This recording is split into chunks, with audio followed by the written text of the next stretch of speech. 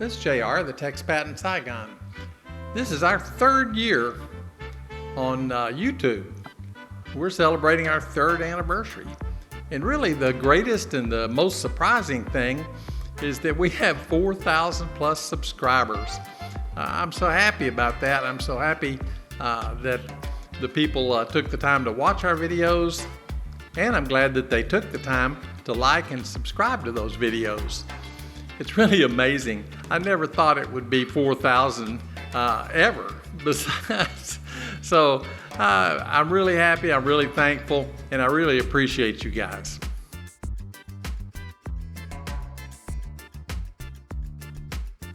Well, to tell you a little bit about what's gone on in the 3 years we've been on, the first year we didn't really know what the direction of our channel would be. So we did lots of different things. We shot some food videos and we shot some gear videos, photography gear. We shot some neighborhood shots, just all kinds of things. And really the first year, I think we spent more time developing our photography and audio skills and our video skills for the channel, really learning the craft. I came from a world of film, and that was totally different than the world of digital. So this thing was all new to me, and I had a lot to learn. We also decided to do videos about learning to live in Vietnam, about money, about banking, things like that, about simple things like how the toilet works, just all kinds of stuff. So we made a lot of videos like that. They were a lot of fun. And again, we were learning our craft. Rhea made a few videos of her own. Behind the scenes, Rhea does a lot. You don't really see that, but she's out there. Some of our first year videos now have accumulated thousands of views, like why buy a car in Vietnam, or why is Vietnam communist? I'm here today with my wife Rhea. We're at Star Coffee in Saigon, Vietnam. We're making this video today to explain why we moved to a communist country. When these little videos started out, they had maybe 100 views, and for months and months and months, the view count never climbed. Another video I enjoyed doing was Home Depot Vietnam style.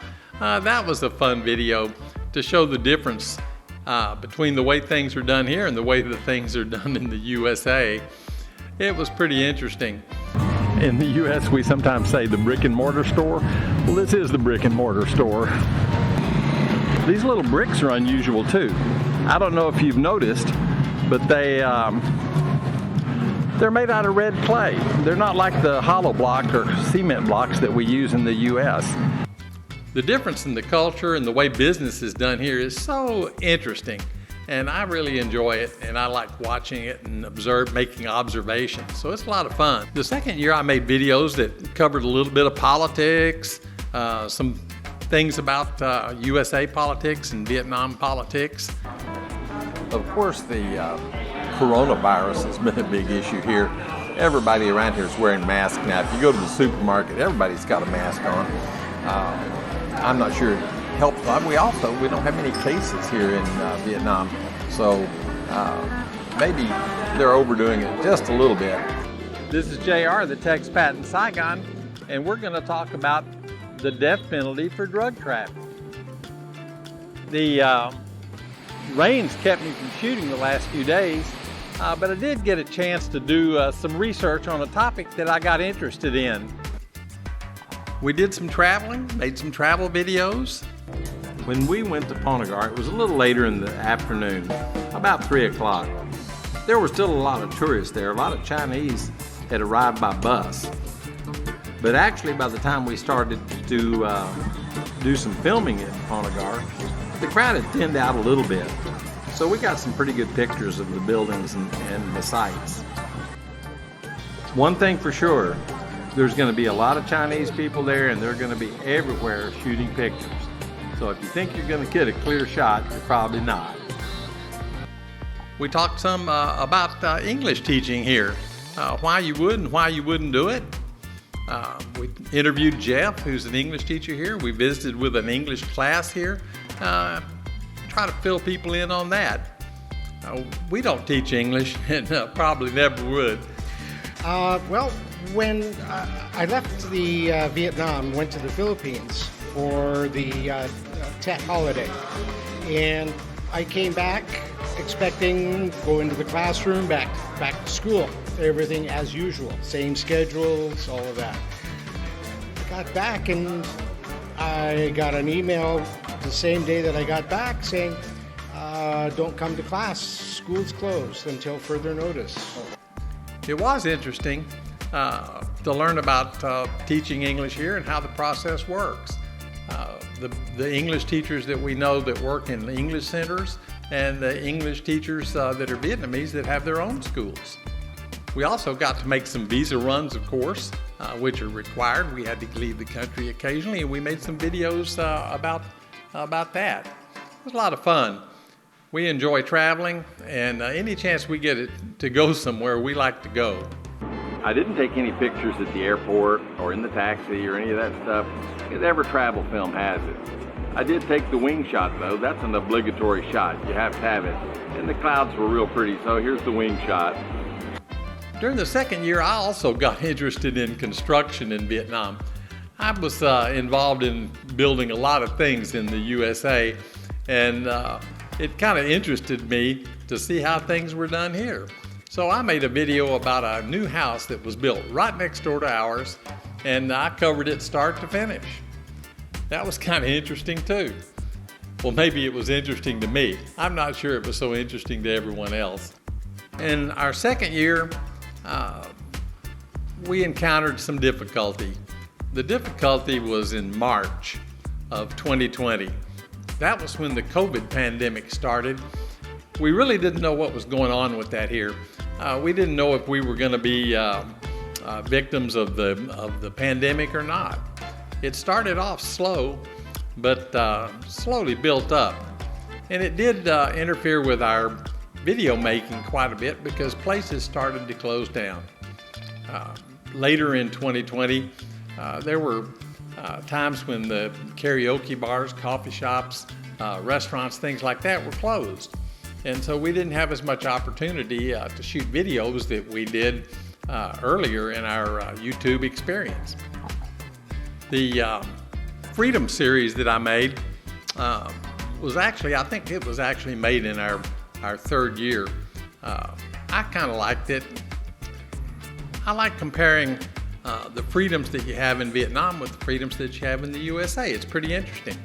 There's some differences, but overall, the people here are pretty free, and they feel it and they exercise their freedoms. About September of 2020, it was getting really difficult to ignore the effects of COVID.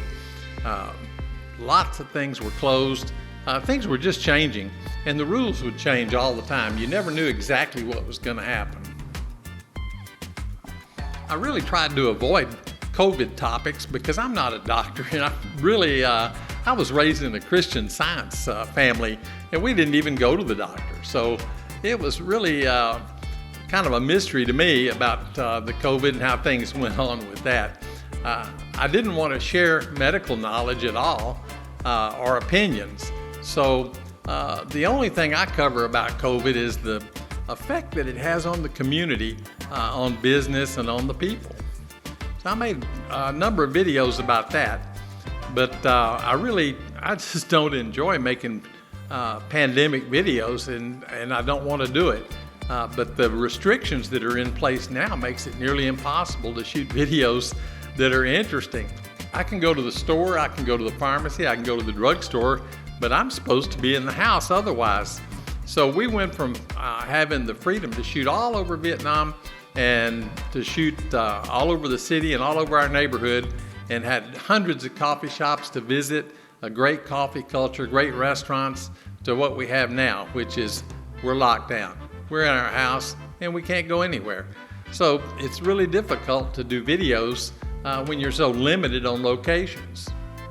We do keep trying.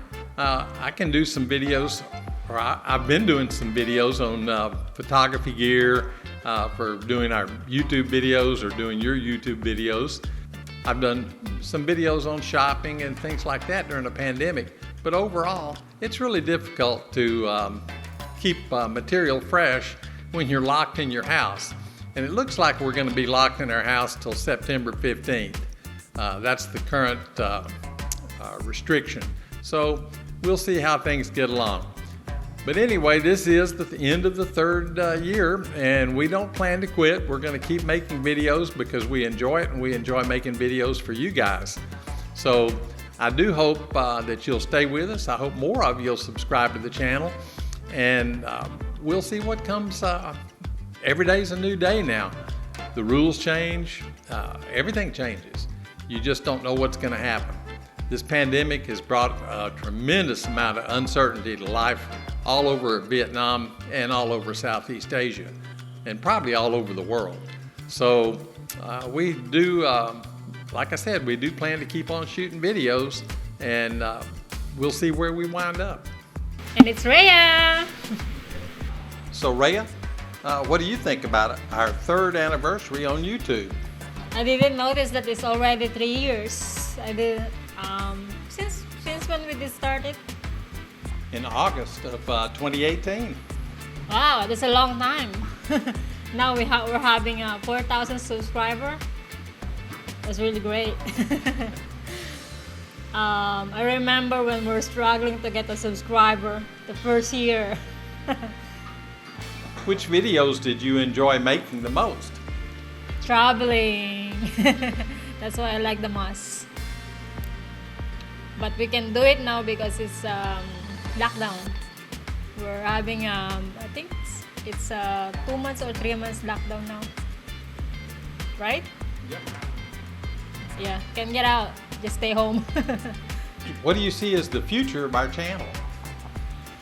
I can't say anything about that because we don't know where we're gonna be headed after this pandemic. But you do enjoy making the videos and plan to keep it up? I do. I'm looking forward to do it again once the pandemic was behind us. We're all saying thanks for watching and thanks for subscribing to our channel and sticking with us through this. And we'll try to bring you some good news and we'll try to keep you informed on what's going on here in Saigon or wherever we wind up. Thanks for watching.